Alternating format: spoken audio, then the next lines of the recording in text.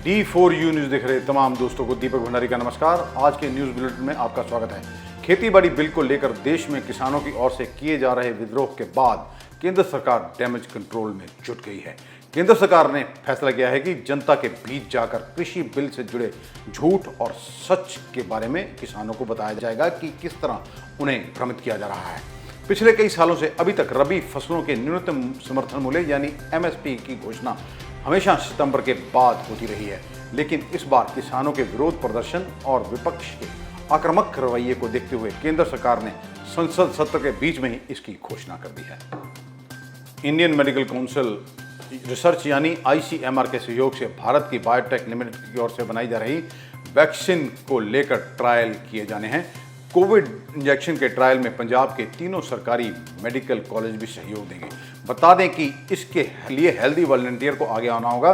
ये इंजेक्शन उन्हें लगाया जाएगा, फिर उन पर नज़र रखी जाएगी कि कोविड की वैक्सीन लगाने के बाद उनके शरीर में एंटीबॉडीज डेवलप हुई हैं या नहीं, यानी इंजेक्शन लगाने के बाद उन्हें कोविड हुआ या नहीं, उनके शरीर में कोविड से लड़ने की क्षमता किस हद तक बढ़ी है। इसी से पता चलेगा कि इंजेक्शन कितना कारगर है। RBI के पूर्व गवर्नर D सुब्बा राव ने एक निजी चैनल को दिए इंटरव्यू में कहा है कि देश की अर्थव्यवस्था में जान फूंकने के लिए सरकार को ज़्यादा पैसा खर्च करना शुरू कर देना चाहिए। उन्होंने कहा कि भारतीय अर्थव्यवस्था को 5 से 6% की वृद्धि दर पर लौटने में 3 से 5 साल का वक्त लगेगा, लेकिन ये वृद्धि तभी संभव है जब सही तैयारी के साथ सही तरीके से सब कुछ किया जाएगा। उन्होंने ये भी बताया कि भारतीय अर्थव्यवस्था को पटड़ी पर लाने के लिए क्या क्या चुनौतियां होंगी और उसके क्या क्या समाधान हो सकते हैं। कैबिनेट मंत्री सुखजिंदर सिंह रंधावा ने पंजाब में 58 साल की उम्र पूरी कर चुके कर्मचारियों और अधिकारियों को सेवा मुक्त करने के आदेश जारी कर दिए हैं। रंधावा ने स्पष्ट कहा कि 58 साल की उम्र के कर्मचारियों और अधिकारियों को तुरंत ड्यूटी से फारिग कर दिया जाए। अमृतसर के गांव ख्याला खुर्द में एक कलयुगी मां ने अपनी 7 वर्षीय बेटी को जिंदा जला दिया। उसकी हत्या के बाद बच्ची के अध जले शव को प्लास्टिक के बैग में डालकर उसने तालाब के पास फेंक दिया। पति की शिकायत पर पुलिस ने महिला को गिरफ्तार कर लिया है। बता दें कि महिला के 4 बच्चे हैं और वह अक्सर पति के साथ झगड़ा करती रहती थी। सानू गुरप्रीत सिंह मुदई ने साडे इतलाह दित्ती सीगी कि मेरी लड़की 7 साल दी अर्शदीप कौर नां आ, ਉਹਨੂੰ ਮੇਰੀ ਵਾਈਫ ਨੇ ਹੀ ਮਾਰ ਕੇ ਤੇ ਉੱਪਰ ਕੋਠੇ ਦੇ ਉੱਪਰ ਹੀ ਸਾੜ ਕੇ ਤੇ ਉਹਨੂੰ ਰਾਤ ਵਿੱਚ ਹੀ ਉਹਨੂੰ ਸੁੱਟ ਆਈ ਆ ਛੱਪੜ ਦੇ ਕੰਢੇ ਤੇ ਅਸੀਂ ਡੈੱਡ ਬਾਡੀ ਬਰਾਮਦ ਕਰ ਲਈਏ। ਜਿਸ ਤੇ ਇਹ ਖਿਆਲਾ ਖੁਰਦ ਪਿੰਡ ਦੀ। ਫਿਰ ਉਸੇ ਵੇਲੇ ਅਸੀਂ ਤੁਰੰਤ ਹਰਕਤ 'ਚ ਆਉਂਦੇ ਆ ਮੁਕੱਦਮਾ ਜੇਰੇ ਧਾਰਾ 302 201 ਲਾਸ਼ ਖੁਰਦ-ਬੁਰਦ ਕਰਨ ਦੇ ਲਈ ਅਸੀਂ ਧਾਰਾ ਲਗਾ ਕੇ ਤੇ ਪਰਚਾ ਦਰਜ ਕਰ ਲਿਆ ਤੇ ਜਿਹੜੀ ਸਾਡੀ ਦੋਸ਼ਣ ਹੈ ਹਰਪ੍ਰੀਤ ਕੌਰ ਉਹਨੂੰ ਗ੍ਰਿਫਤਾਰ ਕਰ ਲਿਆ। पंजाबी गायक बब्बू मान ने भी केंद्र सरकार की ओर से लाए गए नए खेती बाड़ी ऑर्डिनेंस को लेकर किसानों के पक्ष में उतरने का फैसला किया है। उन्होंने कहा कि इस मामले में वह किसानों के साथ हैं, यदि जरूरत पड़ी तो लंबी लड़ाई लड़ने से भी पीछे नहीं हटेंगे। सत श्री अकाल जी, मैं बब्बू, तुसी मेरा मां।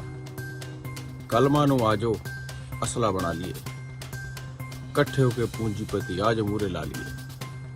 25 तरीक नूं जाम जड़ांगे, जे गल ना बनी तो लंबी लड़ाई लड़ांगे। साल 2 साल फसल रोकनी पैनी है जे फसलों की कीमत मुंह मंगी लैनी है। राजधानी AC च बह के मचूगी, कड़े हो जो दिल्ली का झांझर पा के नचूगी। आओ तू मैं चो निकल के तू ही तू करिए। दिल्ली को बहुत दिमाग है, दिमाग ना मारना पैना है। हो जो कट्ठे, किसान मजदूर एकता जिंदाबाद जिंदाबाद। अमृतसर में आज कोरोना के 266 नए मामले सामने आए हैं। इसके साथ ही जिले में कोरोना के कुल मरीजों की संख्या 8690 हो गई है। आज पॉजिटिव पाए जाने वालों में BSF के 26 जवान, 3 डॉक्टर और 2 स्टाफ नर्स भी शामिल हैं। कोरोना ने आज 9 लोगों की जान ले ली है। अभी तक कोरोना से 322 लोगों की जान जा चुकी है। 6566 लोग कोरोना से ठीक हो चुके हैं। अभी तक जिले में 1802 केस एक्टिव हैं। विधायक राजकुमार वेरका ने कहा कि केंद्र सरकार किसानों को बर्बाद करने पर तुली हुई है। डीजल के रेट पहले ही किसानों की कमर तोड़ रहे हैं। दूसरा, केंद्र सरकार किसानों पर खाद पर दी जाने वाली सब्सिडी को भी खत्म करने जा रही है। किसान को जब मेहनताना ही नहीं मिलेगा तो वह फिर खेती क्यों करेगा। देखो, किसानों में रोष तो रहेगा क्योंकि बर्बाद करने के लिए ठेका ले रखा है केंद्र की सरकार ने, और पहले बादल परिवार उनकी दलाली करता रहा है। आज बादल परिवार भी मगरमच्छ के आंसू बहा है। भैया, डीजल के रेट पहले से बढ़े हुए हैं और किसान की कमर डीजल ने तोड़ रखी है। अब सब्सिडी खादों के ऊपर ख़त्म हो जाएगी, कीटनाशक दवाइयों के ऊपर ये सब्सिडी ख़त्म हो जाएगी, तो किसान को पहले ही फसल बहुत महंगी बन रही है और किसान को मेहनत का मूल्य नहीं मिल रहा।